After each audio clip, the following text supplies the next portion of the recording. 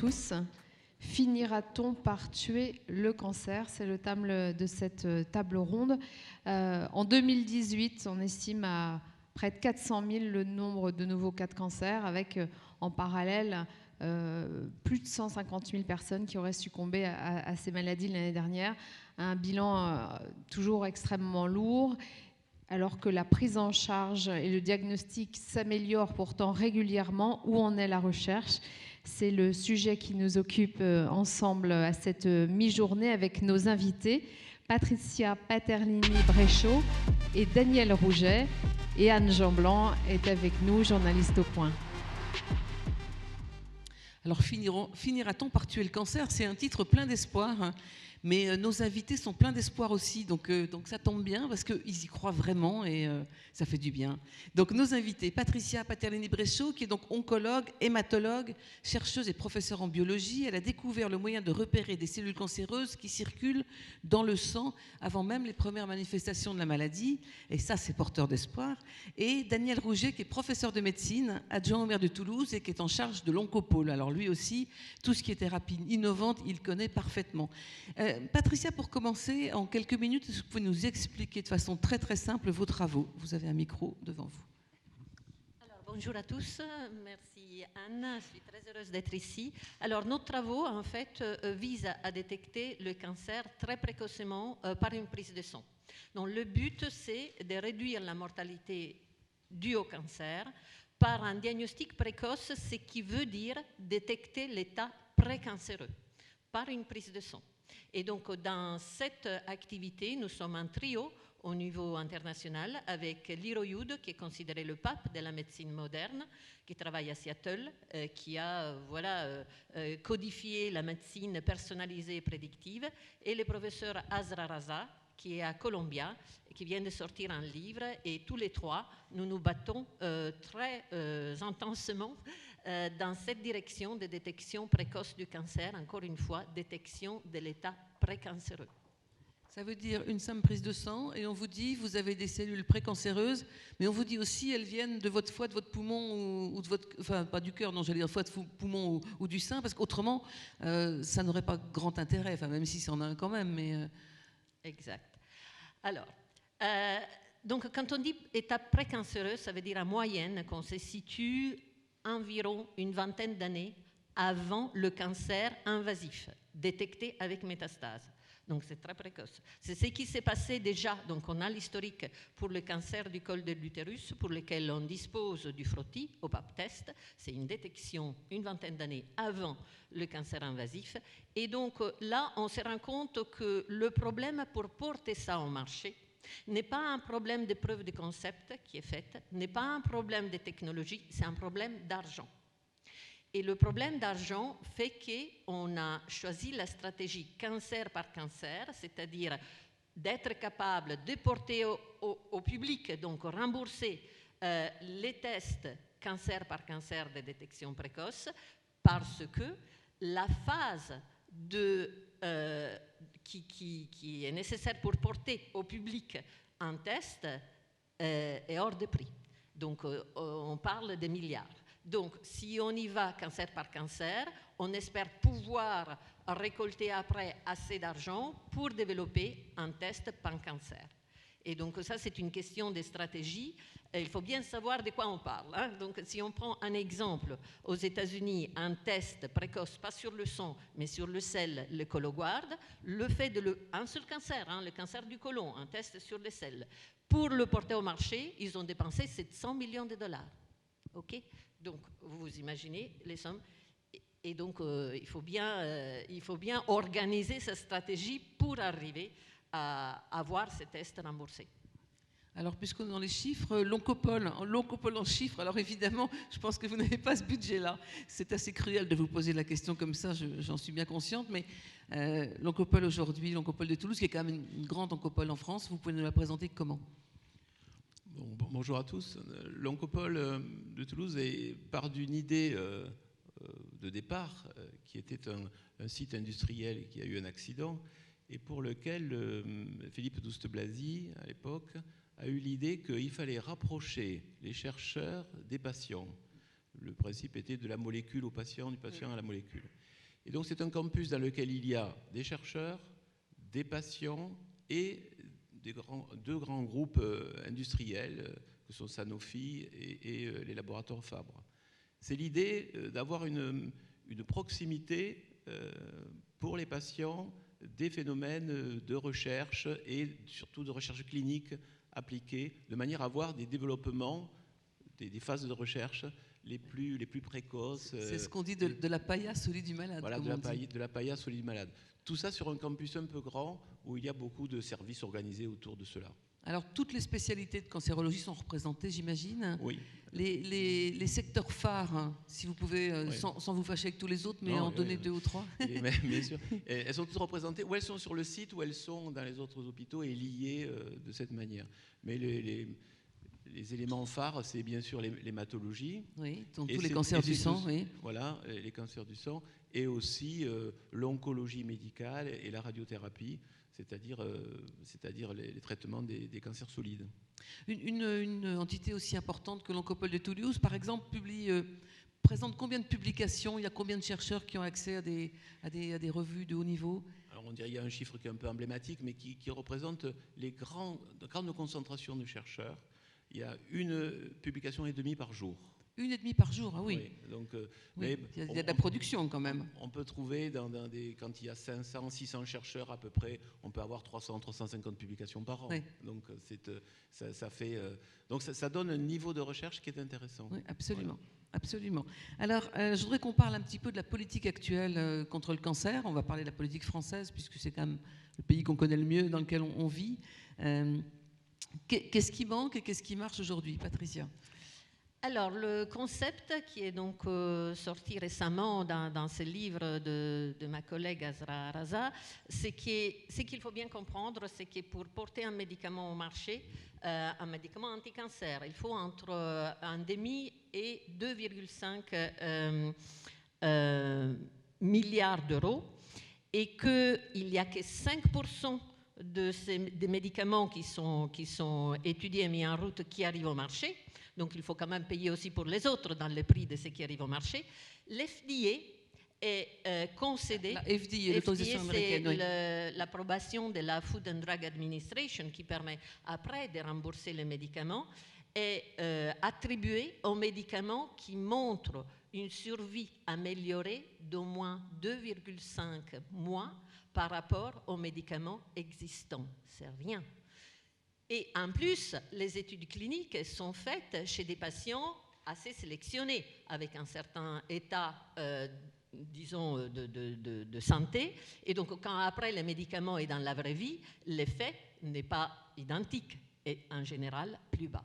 Donc, on arrive à comprendre que dans les dépenses d'un État, par exemple en France, ça c'est une étude de l'ANCA, mais très bien faite, de 2004, donc il faut ajouter quand même 10 ou 20%, 12 milliards de dépenses contre le cancer,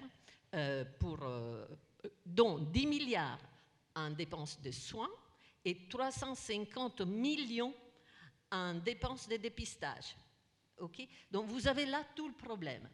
Et j'ajouterai une chose, c'est qu'aux États-Unis, ma collègue se bat parce que ces patients meurent tous, mais la moitié d'entre eux meurent ayant ruiné leur famille, tellement c'est cher.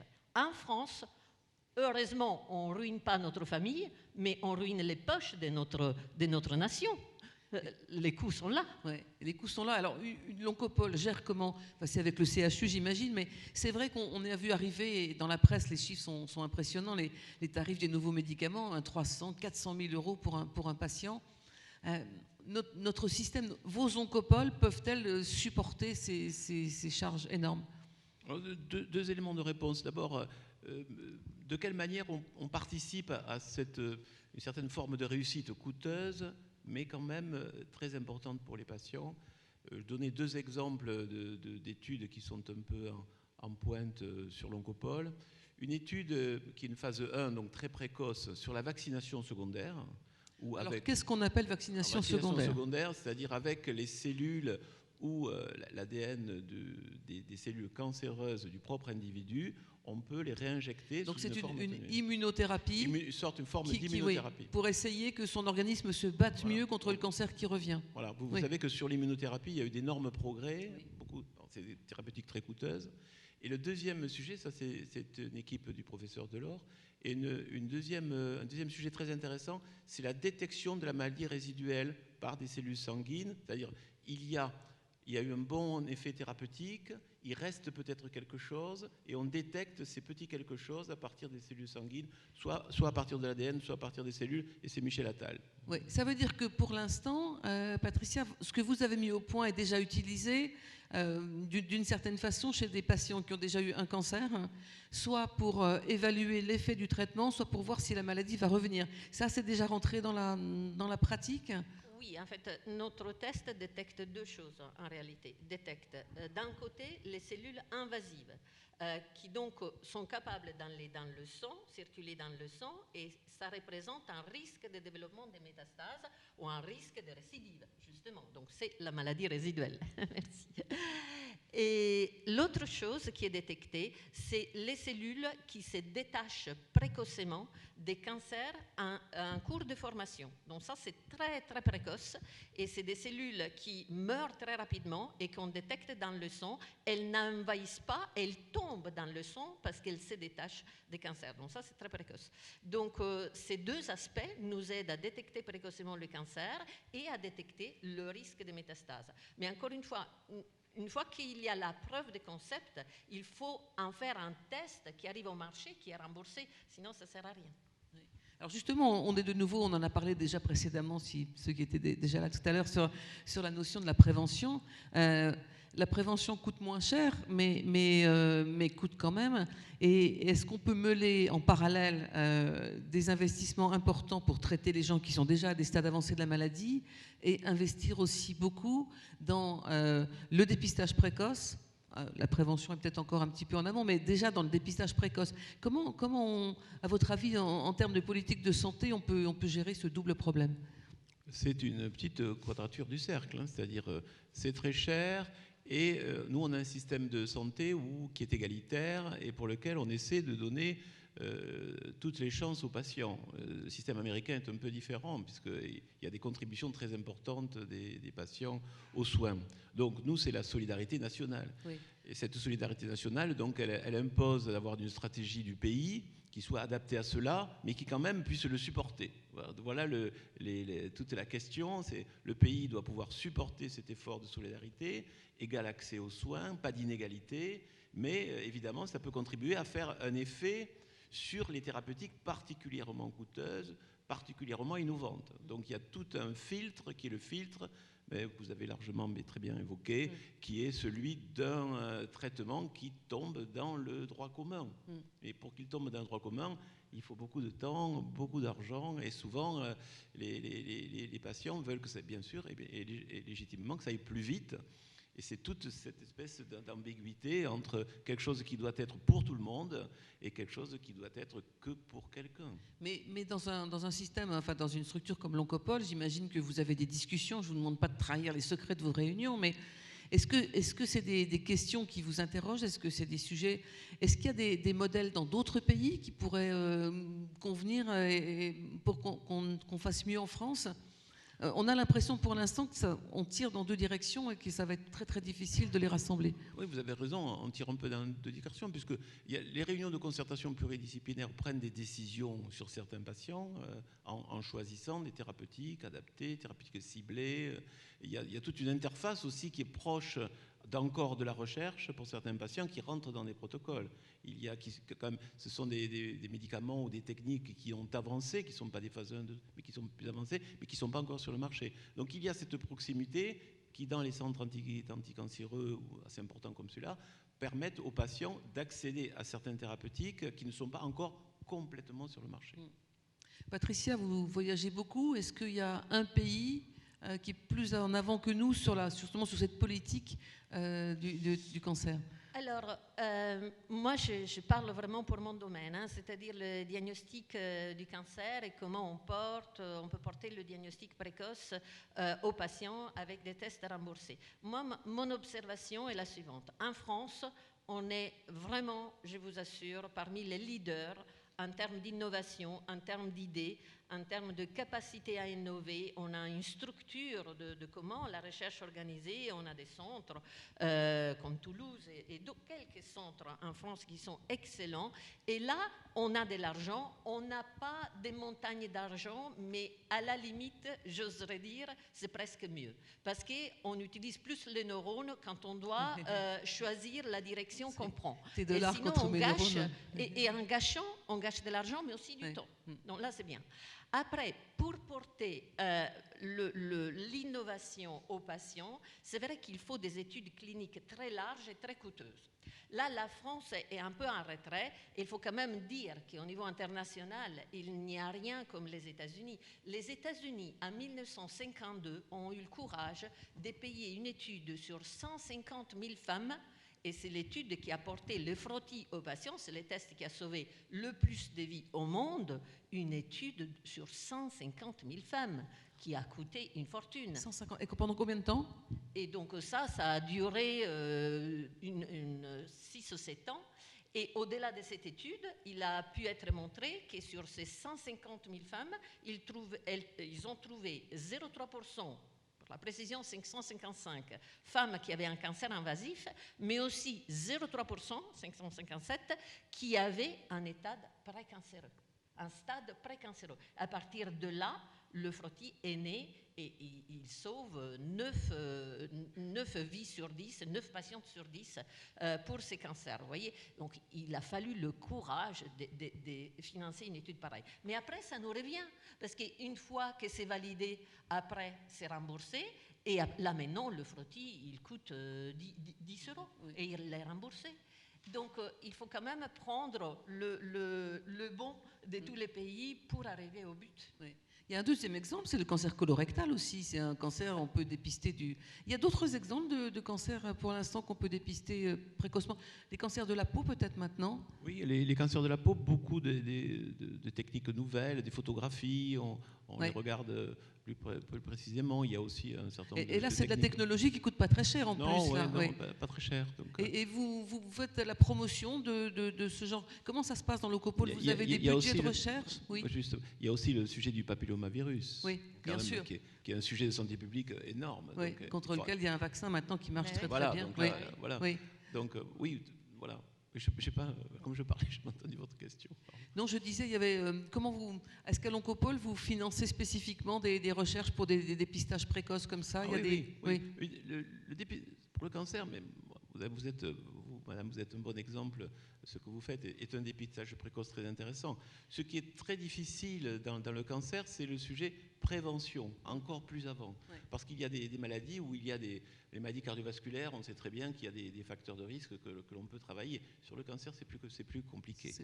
Si on connaît quand même un certain nombre de facteurs de risque, mais on salue les fumeurs. Hein. Voilà, on salue les fumeurs. On sait que le sport est un facteur protecteur très important et on le dit pas assez. Et que la nourriture toulousaine est très très bonne pour les artères. On peut prendre quelques questions si vous voulez. Oui, au premier rang, madame. Oui, un des du micro, oui. Bonjour, une petite question, j'ai peut-être pas compris. Là, vous, le test, c'est ISET, hein, c'est ça? Oui, voilà. ISET. J'ai déjà lu des choses là-dessus. Oui. ISET. J'avais vu qu'il y a un laboratoire à Paris, dans le 5e ou 6e arrondissement. Mais en fait, il n'est pas remboursé, ce test, pour l'instant. Voilà, d'accord, c'est bien ça. Non, c'est vraiment notre but qu'il puisse être remboursé. Oui. Et donc, c'est pour ça qu'on développe des tests cancer par cancer. Et après...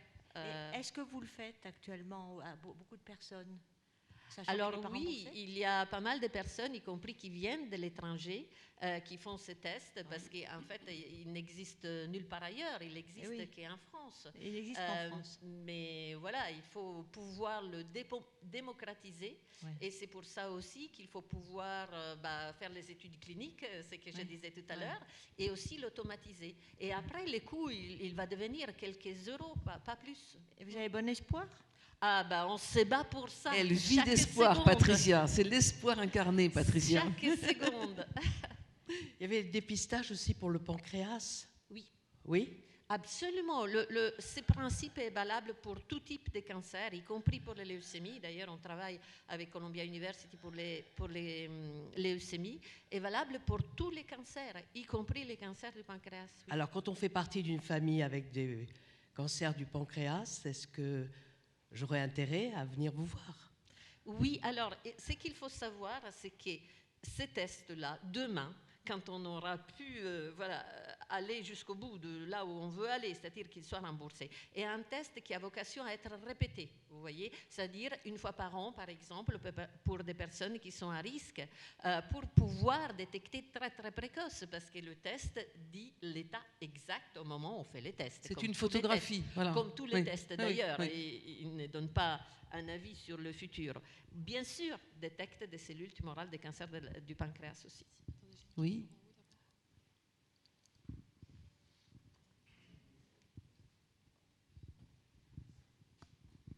Merci. Oui, bonjour. Justement, pour rebondir sur la question de la dame, les limites actuelles du test, justement par rapport au pancréas, quand c'est détecté, c'est pas trop tard, étant donné que c'est un cancer très agressif. Alors, oui, j'ai quelques autres questions après, enfin petites. Alors, déjà, quand les cellules invasives sont dans le sang, on sait qu'elles sont dans le sang des années, entre 5 à 10, avant que les métastases se forment. Donc, même on est pour très, le pancréas. très précoce. Mais maintenant, on sait reconnaître aussi les cellules qui tombent dans le sang au début de la formation des cancers. Et là, c'est encore plus précoce. Oui, d'accord. Oui, oui. Donc, deuxième sous-question sur les limites actuelles du test. Est-ce qu'il y a peut-être quand même certains cancers qui ne sont peut-être pas encore détectés, je ne sais pas, les hépatocarcinomes? Les hépatocarcinomes, il y a des publications, pas de notre équipe, mais avec le système ISET, qui montrent que les cellules tumorales sont détectées dans le sang des patients avec. Excellent, une excellente nouvelle.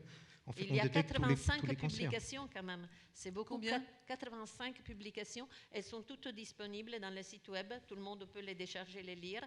Et elles sont indépendantes, c'est-à-dire réalisées par d'autres équipes avec ce système. Donc pour conclure et généraliser sur ce point, on peut dire vraiment tous les cancers sont détectés par votre test? Oui, parce que c'est un mécanisme général pour le cancer d'aller dans le sang pour pouvoir coloniser d'autres organes. Même les cancers cérébraux qui vont moins dans le sang, enfin, on dit que c'est plus difficile d'atteindre puisqu'il y a la boîte crânienne, c'est pareil, c'est le même processus systématiquement. Alors, juste que pour les cancers du cerveau, les études commencent actuellement. Donc, il y a certaines études qui montrent qu'il y a des cellules dans le sang, on ne sait pas dans quel pourcentage. Et ça ne serait pas plutôt dans le liquide céphalorachidien en ce moment? Sans doute. Oui, sans doute. oui, enfin, ça demande un examen plus compliqué. Oui. Et alors, deuxième autre question, c'est la dernière, sur un thème qui est cher à Futurapolis, donc l'IA. Est-ce que le deep learning, vous l'utilisez et est-ce que ça vous donne des résultats? Et si oui, est-ce qu'ils sont décisifs, pas décisifs, etc. Alors, ça, c'est vraiment la direction, absolument. On travaille dans cette direction, c'est-à-dire que, 1, isolement des cellules. 2, marquage pour savoir de quel organe elles dérivent, donc analyse d'image. 3, intelligence artificielle pour faire diagnostic des cellules cancéreuses qui dérivent dans un organe donné. Et donc, c'est comme ça que le test va devenir rapide et efficace. Et puis après, il y aura une validation quand même du spécialiste, parce qu'il faut quand même valider par un spécialiste, mais le gros du travail est fait rapidement. Moi, je voudrais savoir, l'intelligence artificielle à l'Oncopole de Toulouse, est-ce que vous êtes très en avance ou pas? Oui, le micro. Ah, pardon. Enfin, mais non. Oui, vous savez que les applications à l'intelligence artificielle, il y a 2 villes qui sont Nice et Lyon. Oui. Et à Toulouse, l'IA n'est pas un programme qui comprend la santé, mais il y a des connexions, évidemment, entre les chercheurs qui s'occupent du cancer et des maladies et l'IA qui est logé sur un bâtiment qui est le B612. Voilà. Donc vous profitez des résultats, en tout cas, de tout ce qui arrive. Très branché. Encore une question? Oui, monsieur Cosnard. Bonjour. Docteur Cosnard. Oui, j'avais une question. Donc, dans le cas du dépistage très précoce, D'abord, est-ce qu'il existe des drogues, des médicaments pour traiter ces stades très précoces? Et deuxièmement, quels sont les marqueurs de l'efficacité du traitement? Déjà, félicitations pour vos lunettes. Elles sont extra. Alors, quand on détecte le cancer de façon si précoce, ça veut dire qu'on est dans un terrain assez inconnu. Il y a des travaux avec le système ISET d'une équipe australienne qui a suivi les patients chez lesquels ils détectaient justement ces cellules très très précoces qui meurent très vite et qu'on voit bien qu'elles sont abîmées mais qui sont des cellules tumorales qui desquament, si je peux dire, qui sont relarguées dans le sang. Et donc, ils ont traité ces patients avec des thérapies pour renforcer leur système immun et ils ont vu que ces cellules disparaissaient. Quand on arrive tellement précocement, notre système immun est apparemment, je vous dis l'état actuel des connaissances, apparemment capable de les faire disparaître, c'est-à-dire de stopper cette évolution. Mais il faut beaucoup, beaucoup, beaucoup plus d'études. Une chose est certaine, c'est que le même médicament, vous l'appliquez quand le cancer s'est diffusé partout, parce que quand il y a des métastases, il faut savoir qu'il y a des millions, voire des milliards de cellules tumorales dans l'organisme.